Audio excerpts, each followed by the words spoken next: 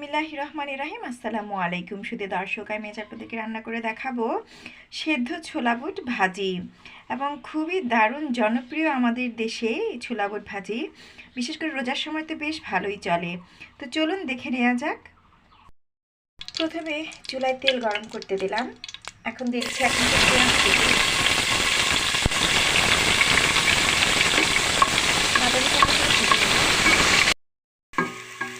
বাদামি কালার হয়ে গেছে। এখন দিয়ে দিব 2 চা চামচ আদা বাটা,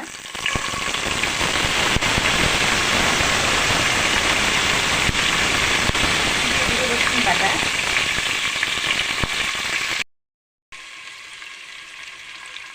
রসুন বাটা 2 চা চামচ দিলাম, আরও 1 চা চামচ দিব।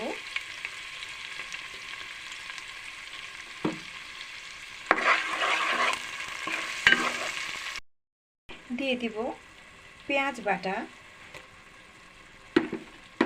পেঁয়াজগুলো একটু আধা বাটা করে নিয়েছি, আর 1 চা চামচ দিব।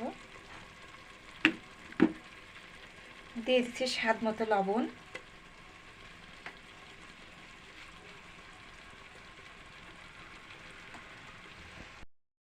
জিরার গুঁড়ো দিয়ে দিচ্ছি উঁচু করে নেওয়া 1 চা চামচ, ধনের গুঁড়ো আধা চা চামচ, হলুদের গুঁড়ো নিচ্ছি 1 চা চামচ, একটু উঁচু করে নেওয়া। ভালো করে মিক্স করে নিচ্ছি মশলাটা।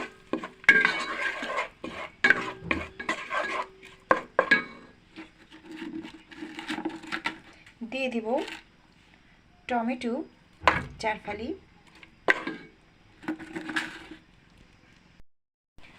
আর 4 টুকরা দিব। টমেটোগুলো ডিপে ছিল তাই একটু বরফ জমে আছে। দিয়ে দিলাম একটু পানি। এখন মশলাটা একটু কষিয়ে নেব। মশলাটা কষে গিয়েছে। এখন এখানে আমি 1 কেজির মতো ছোলা বুট সিদ্ধ করে রেখেছিলাম এবং আলু দিয়েছিলাম প্রায় মাঝারি সাইজের 8-10টি সেদ্ধ করে নেওয়া, এবং কাঁচামরিচ আছে 10-12টির মতো কুচি করে নেওয়া। এখন এগুলো আমি ঢেলে দেব।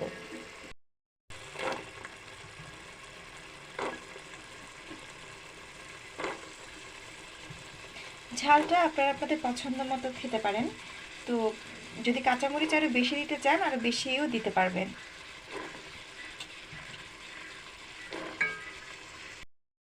ছোলা বুট সবগুলো আমি ঢেলে দিয়েছি। এখন আমি চামচ দিয়ে নেড়ে দিচ্ছি।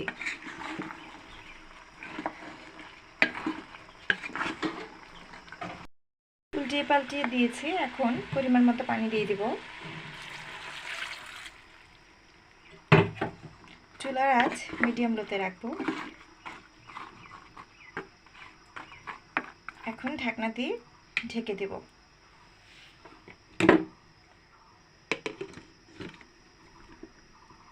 ফিরে আসছে 10 মিনিট পর। 15 মিনিট পর ঢাকনাটি খুলে নিচ্ছি।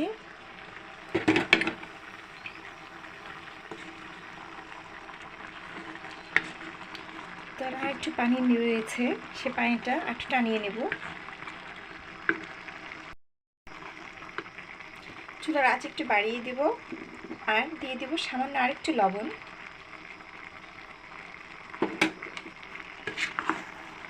মিক্স করে নিচ্ছি।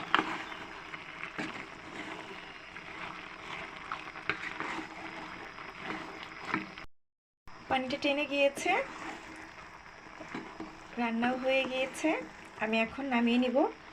আপনারা চাইলে নামানোর পূর্বে একটু গরম মশলার গুঁড়া ছিটিয়ে দিতে পারেন, কিন্তু আমি গরম মশলার গুঁড়া এখানে দিব না, কারণ গরম মশলার গুঁড়া ছাড়াও আমার এভাবে খেতে ভালোই লাগে।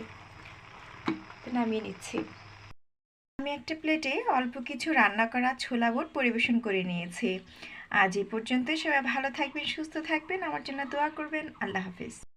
বিসমিল্লাহির রহমানির রহিম। আসসালামু আলাইকুম সুধী দর্শক, আমি আজ আপনাদেরকে রান্না করে দেখাবো দারুণ মজার একটা আইটেম এবং রোজার সময় খুব ভালোই চলে, সেটা হচ্ছে ছোলা বুট।